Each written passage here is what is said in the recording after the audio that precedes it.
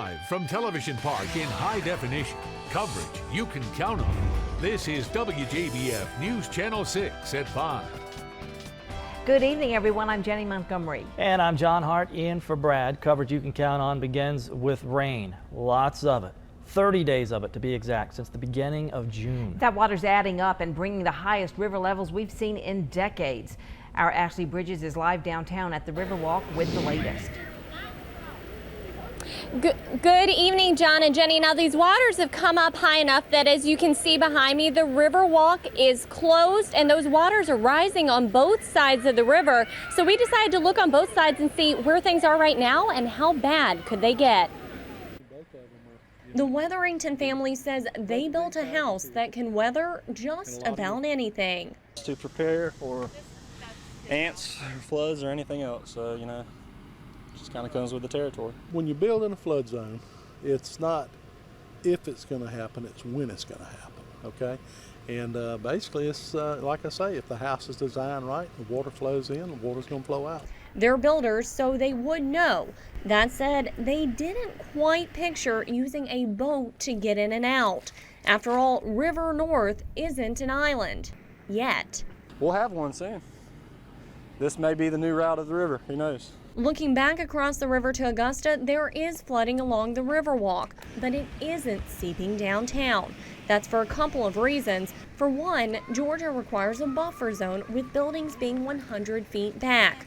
There's also a lot of infrastructure, the levee, the bulkhead, the gates. If the gates were not closed, then the river would be in downtown Augusta right now. That's the would, but with more rains on the way, what will happen? If it stops tomorrow and say we're lucky enough that it stops raining, then we'll get through this and this is what we'll see. And even if it doesn't rain, we'll probably see this for 30 days. It'll probably stay up for quite a while. They've got to drain those lakes.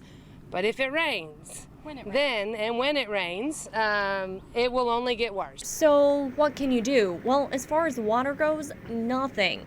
As far as the Wetheringtons go, I'm going to go to Charleston tomorrow, maybe.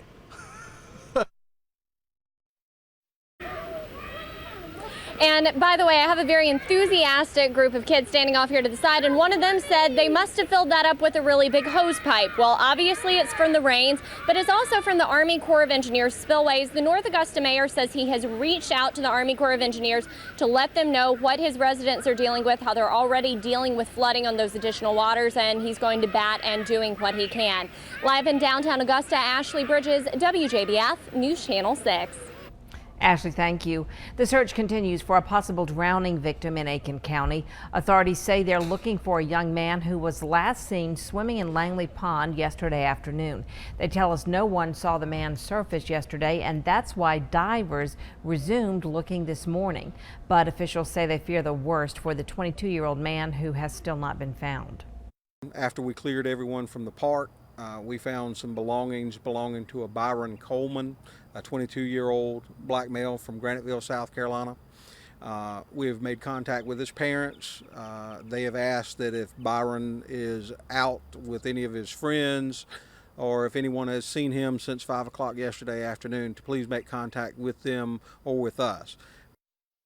A second swimmer was rushed to the hospital yesterday. Officials say he has been released. The Army Corps of Engineers conducting required spillway gate tests at Strom-Thurmond Dam today. 22 of the 23 spillway gates were let up for a couple of hours, releasing water from the Savannah River. A spokesperson for the Army Corps of Engineers says this test is an opportunity to see if the gates are ready in case of any emergency. If we need to do that in a quick fashion, we need to be able to open and close the gates in a controlled way. So that's what the test is today. The Corps of Engineers says future releases like this one could depend on how much rain we get in the coming weeks. And now it's time for a check of the forecast with our Chief Meteorologist, George Myers. Boy, I wish I had some good news for everybody after seeing all those stories, what folks are facing. Yeah. But take a look at our map. You'll see what's coming our way. We have this frontal zone, which will slide into Georgia, Carolina, and that's going to be the focus of showers and thunderstorms as it stalls over the next couple days. And you can see that they're popping up already. Our WJBF Live Viper 6, all the counties lit up in green under flash flood watch. That is almost all the CSRA.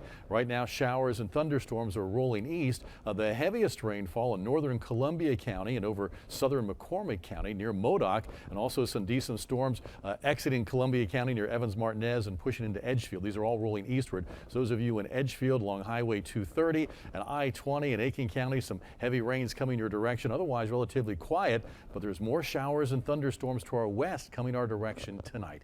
A closer look at the forecast in a few minutes. John, Jenny. All right, George, on the crime tracker tonight, Richmond County investigators looking for a woman they say beat up one woman and stabbed another. According to the sheriff's office, Alicia Fawkes approached the victim's vehicle on foot, started punching one of the women in the face and stabbing the other one in the chest. A child was in the car during this altercation. Officials say the victim's injuries are not life-threatening. Sheriff's office also needs your help finding a convicted felon tonight. Sherry Walker is wanted on charges for possession of firearm by a convicted felon. Walker believed to be in the Augusta area. They say she is known to frequent the downtown and east boundary areas. Officers say Walker should be considered armed and dangerous. If you do have any info on her whereabouts, call the sheriff's office. There you see it, 706-821-1080. Two men accused of grave robbing in Burke County will go before a judge tomorrow. Jerry Atkinson and Ralph Hillis were arrested for breaking into several Confederate and Civil War graves at Old Church Cemetery. The arraignment will be held tomorrow at 2:30 at the Burke County Courthouse. Columbia County's crime has measured the lowest in decades, but it is the highest in one crime. It's a crime that may surprise you. News Channel 6's Courtney Ellis joins us now from the news desk with a look at what she has discovered. Courtney. Well, Jenny, the Columbia County Sheriff's Office says its biggest crime is shoplifting. In 2012, there were 379 cases of people stealing items from local stores such as Target and Walmart. Because of the rising rate, the Sheriff's Office says they must take action. For the first time, they are starting a theft prevention team. 40-year-old man. A Columbia County captain digs through 30 files of shoplifting cases. These incidents happened last month in Columbia County, and it's becoming their largest crime. Last year, hundreds of cases were caught on camera and nearly 400 arrests. In the past 19 years, we've had our lowest number of total incidents of crime in Columbia County. However, shoplifting is a problem for us. Columbia County police say they are not seeing a pattern with the most recent cases. People have been stealing flat screens all the way to a single toothbrush. Because of their impulse steals, some suspects can face federal prison. Anything over $500 will be considered a felony. The sheriff's office says the cameras have not been intimidating enough to stop the thieves. They say they cannot prevent the crime, they can only stop it. That's why they have started a shoplifting prevention team, adding a larger police presence at the stores where cases occur the most. Combined effort with our bike patrol officers, our patrol deputies, and our crime suppression unit. And what we're doing is basing information we get back from our intelligence unit. They hope by having visible and undercover deputies as secret shoppers, this will lower the crime rate. However, some stores have a policy of not approaching the suspect. That's one thing the sheriff's office is trying to change. Some of the stores, however, call us after the fact, and that's when we turn to you, the news media, and we start posting the pictures, trying to identify who these suspects are. With amped up patrols like you see here, they hope that thieves will realize they are going to get caught and they will face charges. Now, if you see anything suspicious while you are shopping, contact Columbia County Sheriff's Office at the number you see on your screen.